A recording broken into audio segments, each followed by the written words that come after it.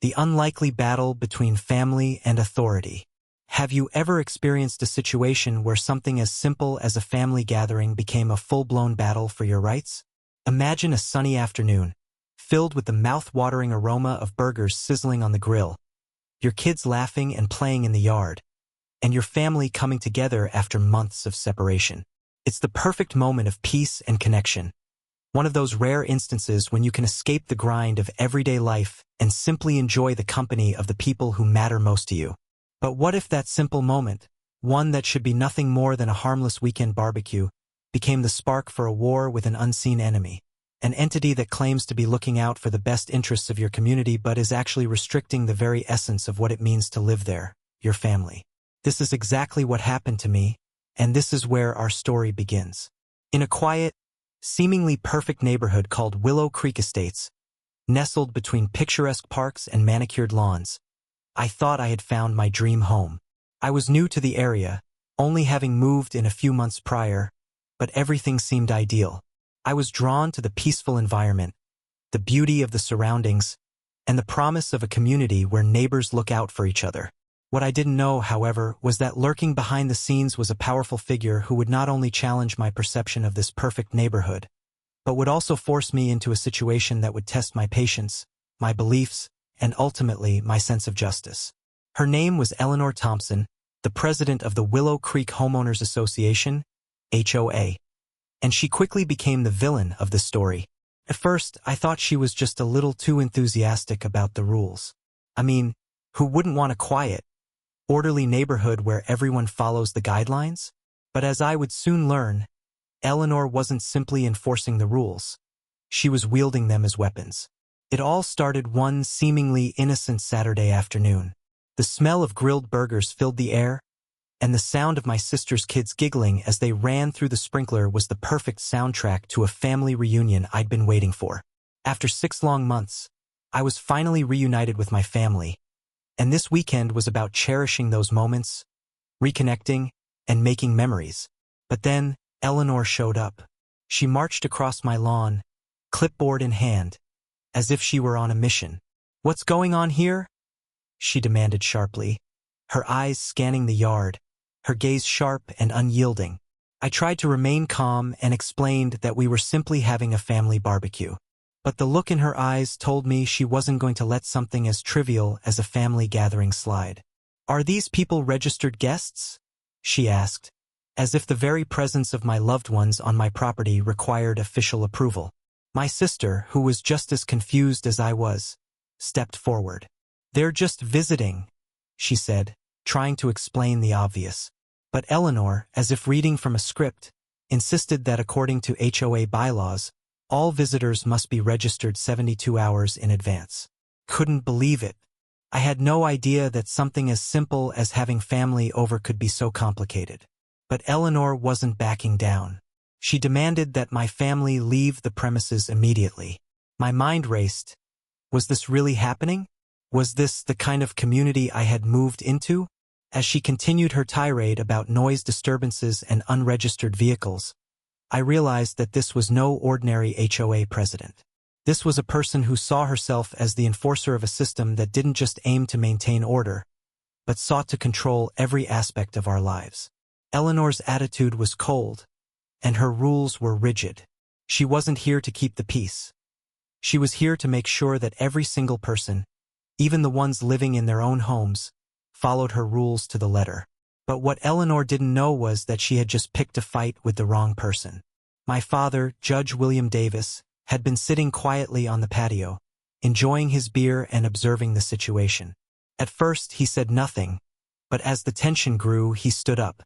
At 65, my father still carried the air of someone who commanded respect without needing to raise his voice. "You're suggesting my grandchildren can't visit their uncle without paperwork?" he asked, his voice calm but firm. Eleanor, suddenly taken aback, quickly shifted from her aggressive posture to one of hesitation. "Even judges must follow HOA regulations," she countered, attempting to regain control. But my father wasn't fazed. "I'd be interested to see the legal precedent supporting an HOA's authority to restrict family visitation rights on private property," he said thoughtfully. The look on Eleanor's face was priceless. She wasn't expecting this kind of response, and I could see her wheels turning as she tried to figure out how to navigate this new development. Little did she know, this was just the beginning. As the barbecue continued, with the atmosphere now tainted by Eleanor's unexpected intrusion, my father and I exchanged glances. He was already thinking several steps ahead. My father wasn't one to let things slide when he believed there was injustice involved. And he wasn't the type to back down from a challenge, especially when it came to protecting his family. So, while Eleanor thought she was in control, the real battle had only just begun. What started as a disagreement over a simple family visit would quickly escalate into a confrontation that no one, including Eleanor herself, could have foreseen. And that, my friends, is where the true story begins. The escalation of power and authority. The following week after that tense encounter with Eleanor Thompson, things only got worse. As much as I tried to brush it off as an overzealous HOA president, something inside me kept gnawing at me. I couldn't ignore the feeling that something was off. Eleanor wasn't just some well-meaning neighbor obsessed with rules. She was using her position to impose her control on everyone. And the worst part was, she was doing it with the full backing of the HOA. At first, I thought it was just a weird misunderstanding. I figured I could play nice, register my guests, and avoid future conflict. After all, it wasn't just my home at stake. It was my reputation in the community. But what I didn't know was that the situation had already spiraled beyond what I could have imagined. The next sign that this wasn't just a simple issue was when I found a formal written warning taped to my door. My heart sank as I read the document. It wasn't just a simple violation of HOA rules. It was a detailed list of 3 infractions, all stemming from that same weekend barbecue. Unregistered guests, noise disturbance, which was laughable. Who could complain about the sound of children playing and laughter? And the minivan my sister had parked slightly askew. The audacity of it all was mind-boggling. They had gone so far as to issue a warning for a slight parking error and to report something as insignificant as the kids playing. Eleanor had truly turned the entire community into a watchful eye, one that would report and monitor even the smallest of infractions. I had no idea that something so trivial could escalate into something so toxic. What made matters worse was that there was a flyer attached to the warning, advertising the upcoming 4th of July celebration. It listed Eleanor Thompson as the Grand Marshal of the event. Her image of self-importance was on full display, and it struck me how much power she had within the community. It seemed that for her, this wasn't just about maintaining order, it was about reinforcing her authority, about making sure everyone knew that she was in control. As I walked back into the house, still holding the warning in my hand, I could feel the weight of the situation press down on me. I glanced over at my father, sitting on the patio with his usual calm expression. He hadn't said a word since the incident, but I knew my father well enough to know that he was carefully analyzing the situation. When he stood up, I braced myself for the inevitable. "You've been warned, but they don't understand, do they?" My father asked, his voice low but steady. I shook my head. "I don't get it. Why are they going so far? It's just a barbecue, for crying out loud." He paused for a moment, then took a long sip of his beer. "It's not about the barbecue, James. It's about control. These people, Eleanor included, have become obsessed with rules, with enforcing their own version of what's right. It's not just about keeping order. It's about power." His words hung in the air, and as I processed what he was saying, I realized how right he was. Eleanor wasn't merely enforcing rules. She was using them as a tool to manipulate the community. The more I thought about it, the more I could see how she had carefully built this world where every minor infraction, every mistake, could be used to punish others. My father, a seasoned judge, wasn't one to sit by idly when he saw an injustice. He wasn't one to be intimidated by the HOA or its president. It was clear that he was already thinking of a way to deal with the escalating situation. But he also knew that it wasn't enough to just stand up to Eleanor. He had to make sure the community understood what was really going on. What followed next was a series of small yet significant moments that made me realize just how far Eleanor was willing to go. The situation started spiraling out of control, and it wasn't long before I understood that this wasn't just an HOA issue anymore. It was a matter of personal rights and, ultimately, justice. It all came to a head during my 35th birthday. My parents, who had made the long drive to visit me, arrived with a homemade chocolate cake and a wrapped gift. I was genuinely touched by the effort, knowing they didn't have to make the 3-hour trip. But as we sat on the front porch, enjoying iced tea and reminiscing about old times, something caught my eye. A black SUV slowly rolled by, its tinted windows barely visible. It made a sharp U-turn at the end of the street before it circled back and parked directly across from my house. As the door swung open, Eleanor stepped out, flanked by 2 other members of the HOA board, Martin Greenberg, the vice president, and Diane Perkins, the secretary. Eleanor didn't even wait for me to greet her. "James Davis," she called out, her tone sharp and demanding. "Those individuals on your porch need to be identified immediately." My stomach tightened, and I stood up slowly, trying to make sense of what was happening.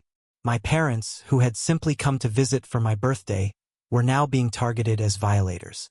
"These are my parents," I said, trying to remain calm. "They surprised me for my birthday." But that wasn't good enough for Eleanor. "No visitor registration on file," she said, pulling out a tablet and tapping away at it, a look of obvious satisfaction on her face. Martin Greenberg, with an air of superiority, added, "Violation number 2, Davis." The absurdity of the situation hit me all at once. I felt the anger rising, but I also felt helpless. How could they justify punishing my parents for simply visiting their son? It wasn't as if they were causing trouble. They were here to celebrate, not break any laws. That's when my father stepped in. With his characteristic calmness, he addressed Eleanor. "Is this really necessary?" he asked, his voice unwavering. "My wife and I are simply visiting our son for his birthday. We are not here to disrupt anything." Eleanor, undeterred, stuck to her script. "You violated the visitor policy, and we take that very seriously. The fine for this violation is $500, she announced coldly. I was in disbelief. A $500 fine because my parents came to visit me? It was ridiculous. But it was exactly the kind of behavior I had come to expect from someone like Eleanor. The worst part was they weren't even being subtle about it. This was about control. This was about power. And they had no intention of backing down. As the situation escalated, it became clear that Eleanor was not going to stop with a fine. She had bigger plans in mind, plans that would put everyone in Willow Creek Estates at the mercy of her rules. And she wasn't going to let anyone, not even a federal judge, stand in her way. But what Eleanor didn't realize was that she had just made a grave mistake. Because when you mess with a judge's family, you don't just mess with one person, you mess with an entire system. And I had a feeling that this battle was far from over. My father wasn't going to let this slide. He had already begun making calls, gathering information, and looking into the legal powers of the HOA. What Eleanor didn't know was that she had just ignited a chain of events that would unravel everything she thought she had control over. But before we could take action, we had to deal with the fallout from her actions, and that's when the real fight began. The battle for justice and accountability. The morning after the confrontation with Eleanor, everything felt different. I woke up with a sense of urgency gnawing at me, as if the weight of the previous day's events had finally set in. The idea that something as simple as a family gathering could spiral so quickly into a fight for justice seemed almost surreal. Yet, here I was, facing an HOA that was overstepping its authority and using its power to dictate every aspect of life within the community. I couldn't shake the feeling that Eleanor wasn't simply someone who loved order and regulations. She was a tyrant in disguise, a person who believed that her control over the neighborhood's rules was absolute. And what disturbed me even more was the growing sense that she wasn't just targeting me or my family. She was targeting anyone who dared to challenge her authority. After the $500 fine was handed to me, the situation didn't just end there. Eleanor's relentless pursuit of control continued, and it became clear that this wasn't about enforcing minor rules. It was about asserting dominance over the entire community. And this time I was going to fight back not just for my family, but for every single person who had been unfairly targeted by her. The first step in our battle came the day after my father made the decision to look deeper into the HOA's practices. Judge Davis, with his decades of legal experience, wasn't going to simply roll over. He knew the law and he understood how to use it to his advantage. And as much as Eleanor thought she was untouchable, my father knew that no one was beyond the reach of justice, especially not someone who was abusing their power. "James, I need you to get your hands on your HOA covenant," my father said, his tone now laced with a seriousness I hadn't seen before. "It's time we figure out just how much authority they actually have over you and everyone else in the neighborhood. The more we understand their rules, the better we can fight back." I nodded, but inside, a storm of emotions was brewing. Part of me wanted to take immediate action, to storm into the HOA office and demand justice right then and there. But I knew my father was right. We needed to play this smart. We needed evidence, a strategy, and, most importantly, a plan that would turn the tables on Eleanor and her board. After reading through the HOA covenant in painstaking detail, I realized something important. While there were provisions in the document that required visitors to be registered for extended stays or those using community amenities, there was no mention of family visits. No one had told me that a simple family barbecue could be considered a violation. What Eleanor had done was completely out of line, and it was clear that she had selectively interpreted the rules to serve her own agenda. But it wasn't just the visitor policy that raised red flags. As I dug deeper, I discovered that Eleanor had been signing official documents using a title she wasn't legally entitled to. There were also discrepancies in the financial records of the HOA, money that was being funneled into contracts and businesses with ties to board members. This was more than just a neighborhood squabble. It was systemic corruption that needed to be exposed. That afternoon, my father and I sat in the living room, going over the details of the HOA's bylaws, financial records, and any other information we could gather. As we connected the dots, a clear picture began to emerge. Eleanor wasn't just a petty tyrant enforcing arbitrary rules. She was part of a much larger web of financial misconduct and abuse of power. "I've already made some calls," my father said, his voice calm but resolute. "I know someone at the County Oversight Committee. We're going to get to the bottom of this, and when we do, Eleanor won't be able to hide." It was in that moment I realized just how deep this went. This wasn't just about my family's right to have a simple visit. It was about exposing a culture of greed, corruption, and abuse within the very institution that was supposed to protect the community. It was about standing up to a system that was designed to serve the people, not the other way around. As the investigation into the HOA began, things started to unfold in ways I never expected. The neighbors, once passive and silent, began to take notice. It was clear that they were fed up with the rules being selectively enforced, and many had already suspected that something wasn't right. The first whispers of support for our cause started to trickle in, and it wasn't long before word spread that we were taking action against Eleanor. One of the most unexpected supporters was Mrs. Wilson, the neighbor across the street. She had lived in Willow Creek Estates for years and had dealt with the same petty violations and fines that we had. Over the years, she had quietly accepted the HOA's control over her life. But now, seeing the fight my father and I were willing to take on, she began to speak out. "They've been doing this to all of us, haven't they?" Mrs. Wilson asked me one evening as we stood in the driveway. "It's like they think they're above the law. You're right to challenge them." Her words were a turning point for me. I realized that we weren't just fighting for ourselves anymore. We were fighting for everyone in the neighborhood who had been subjected to this regime of overreach, intimidation, and abuse. As the investigation gathered momentum, more people began to come forward.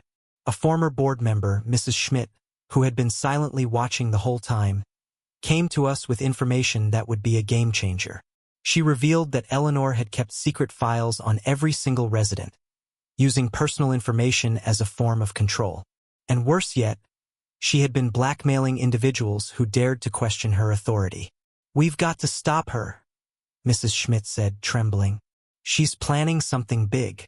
She's going to make sure you lose this fight." But we weren't going to lose.